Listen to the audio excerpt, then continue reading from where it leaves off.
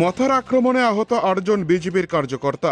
ঘটনা এডিসির আমতলী গোলাঘাটি নলছর বিধানসভা কেন্দ্রের রামপদ পাড়ার বিবুরাম চৌধুরী পাড়া।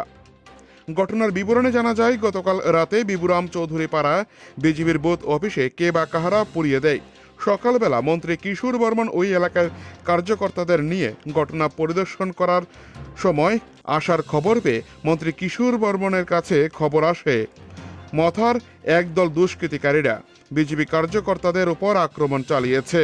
তাতে আহত হয়েছেন 8জন বিজেপির কর্মী। লাল বাহাদুর ত্রিপুরা এবং রতন ত্রিপুরা এই দুজনকে মেলাগড় হাসপাতালে নিয়ে আসা হয়েছে। এর মধ্যে লাল বাহাদুর ত্রিপুরা অবস্থা শোচনীয় হওয়ায় মেলাগড় হাসপাতাল থেকে আগরতলা জিবি হাসপাতালে রেফার করা হয়। রতন দেববর্মার মেলাগড় হাসপাতালে চিকিৎসা চলছে। অন্যদিকে আরও 6জন বিজেপি কার্যকর্তা তক্সাপাড়া হাসপাতালে চিকিৎসা চলছে। ঘটনার খবর পেয়ে মেলাগড় হাসপাতালে ছুটে আসেন মন্ত্রী কিশোর বর্মন ও সঙ্গে অন্যান্য বিজেপির কর্মীরা। মন্ত্রী কিশোর বর্মন আহতদের সঙ্গে কথা বলেন এবং আহতদের আশ্বাস দেন দুষ্কৃতিকারীদের বিরুদ্ধে আইনের মাধ্যমে কঠোর ব্যবস্থা গ্রহণ করবেন। ওই দিন মন্ত্রী কিশোর বর্মনের সঙ্গে সোনামুড়া মণ্ডল সভাপতি শুভ্রজিৎ দাসকে দেখা যায়।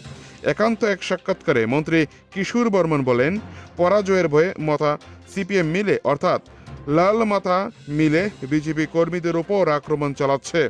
এর ফলাফল মানুষ তার ভোট ব্যাংকে আগামী 17 তারিখ সঠিক জবাব দেবে বলে তিনি জানিয়েছেন। নলচর থেকে নিজস্ব প্রতিনিধির রিপোর্ট, টিভি 100 বাংলা। রাত্রিবেলা আগুন ধরায় দিছে। 2023-ও আমার নির্বাচনের সময় তারা সেখানে সেম ঘটনা তারা সেখানে করছে।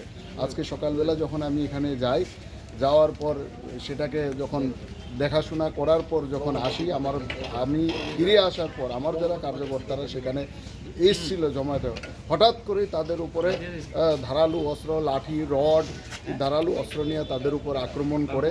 এখানে আমার যে এসটি মোর্চার যে মণ্ডলের প্রেসিডেন্ট লাল বাহাদুর ত্রিপুরা, তাকেও রড দিয়া বাড়ি দিয়া তার হাতের এখানে ভাঙিয়া দিছে।